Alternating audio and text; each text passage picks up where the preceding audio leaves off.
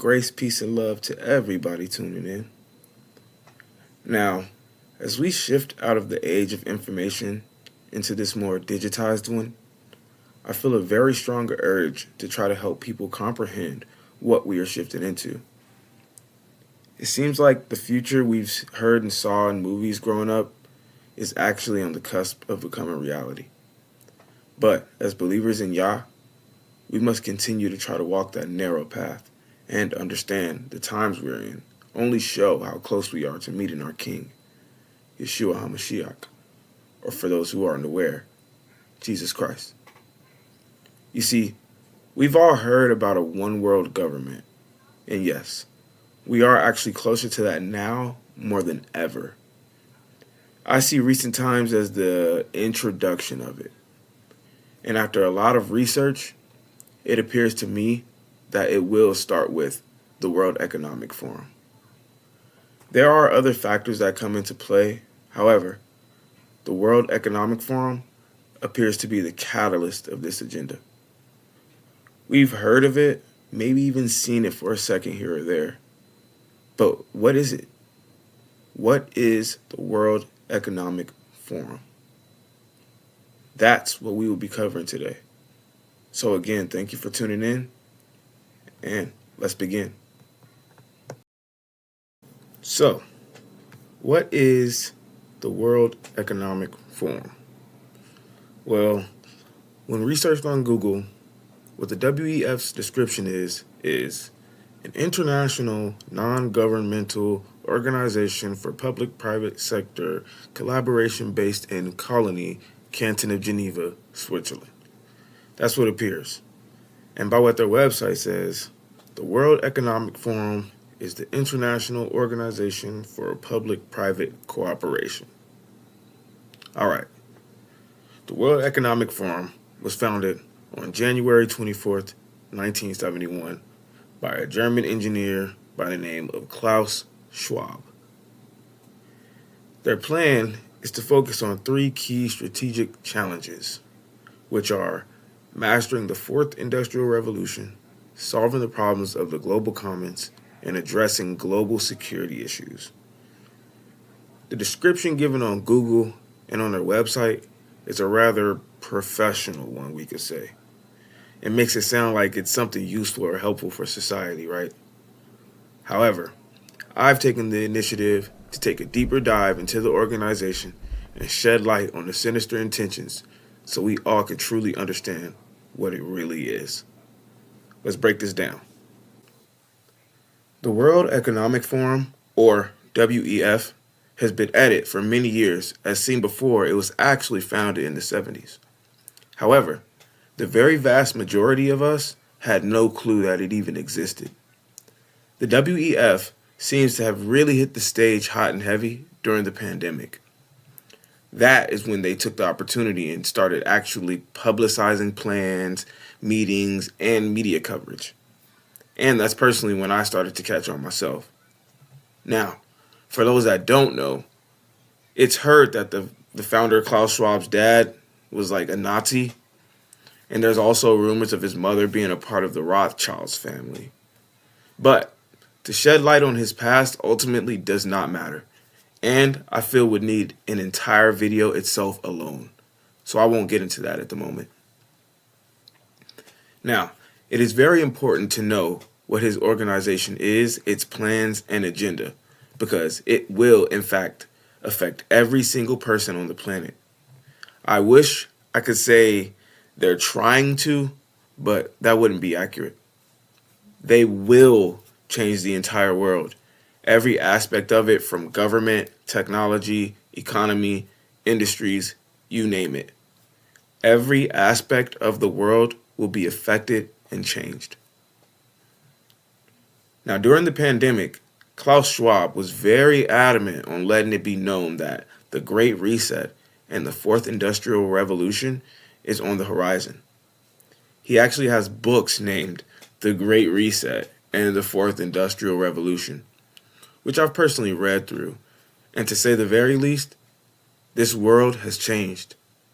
It's already in action. The Fourth Industrial Revolution is, in his words from his book, is that technology and digitization will revolutionize everything.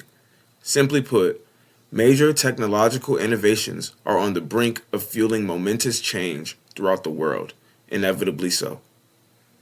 Now, I don't want to go off topic, however, the World Economic Forum and the Fourth Industrial Revolution go hand in hand. During production of this video, I've come to the conclusion that this will most likely be a series because it's a lot to retain. But let's get back to the World Economic Forum. The World Economic Forum, in layman's terms, is basically a big organization of wealthy and elite companies, countries, and people that are key players in making the Fourth Industrial Revolution happen. That is why I said they go hand in hand. The World Economic Forum is the organization, and the Fourth Industrial Revolution is the plan. Now, just to give you a better understanding of how the entire world will be affected, let me show you who and what companies are already what the World Economic Forum calls strategic partners. Amazon, Bill and Melinda Gates Foundation, so every company owned by Bill Gates. BlackRock, Bank of America, Chevron, the Coca-Cola Company, so all of the products owned by Coca-Cola. Dell Technologies, Goldman Sachs, the investing and banking company. Google, HP, IBM, Intel, JP Morgan Chase, Johnson & Johnson, Meta, so Meta as in Facebook, Instagram, WhatsApp, etc. Microsoft, you heard me mention Bill Gates earlier. MasterCard, Mitsubishi, Manpower, the employment group. Nestle, PayPal, PepsiCo, Procter & Gamble, so Tide, Pampers, Olay, Crest, Pringles, Bounty, all that good stuff. Sony Group, S&P Global, Uber, Verizon, Visa, and a lot more that I didn't even name. Literally, every parent company of every major brand we know of are what Klaus Schwab calls strategic partners with the World Economic Forum. Now, what does this mean, you may ask? I'll give my personal opinion on that soon. Now, after extensive research, blockchain technology and 5G are a must. But like I said before, I don't want to go off topic. I want to break this all down piece by piece for you, and this video is about the World Economic Forum, so I'll stay on that. Now, my personal opinion, after hours and hours of research, it seems like the mark of the beast will in fact come into play through the World Economic Forum and the Fourth Industrial Revolution. They're partnered with banking, tech and internet, and products. Literally every sector of business that we know of, as you could tell by the list of companies that are quote-unquote strategic partners. I do want to add something very interesting though. Now, Elon Musk, according to reports, has not been to a World Economic Forum meeting since 2015 and says that it is quote-unquote boring. But I feel like there's something deeper to it on the reasoning behind why he isn't involved yet again. Klaus Schwab was on record in a video at a World Economic Forum meeting saying that we will have an implant in our brains. We all will have implants. So that, in fact, is a part of the agenda and is planned. But can you imagine that in 10 years when we are sitting here, we have an implant in our brains, and I can immediately feel, because you all will have implants, and we measure your brain waves, and I can immediately tell you how the people react, or I can feel how the people react to your answers. Is it imaginable?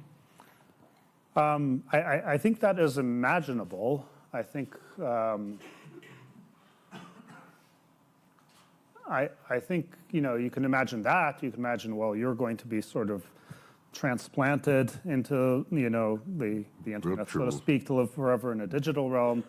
You can imagine that you just in your biological incarnation are going to live to be some very long age. With Elon Musk Neuralink already being in trial in humans right now as we speak, I personally feel like it's only a matter of time before Elon joins the WEF again. I personally think that if Elon were public about a relationship with Klaus Schwab and the World Economic Forum right now, it would give more negative backlash and people would give more pushback on the plans that Klaus and the WEF have for the world. But it's very evident. It's already in our faces. Now, I felt the need to make this video because a lot of people are very distracted in this day and age. We must strive to grow our relationship with Yahuwah through his son, Yeshua, because the time is in fact at hand. We are in the last hour. Don't get caught sleeping.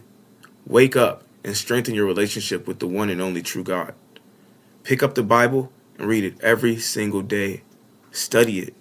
Build your spirit. But with all that being said, I want to end this by saying thank you for tuning in. I love and appreciate everyone who did so. And please don't forget, don't follow me. Follow Yeshua. Grace, peace, and love.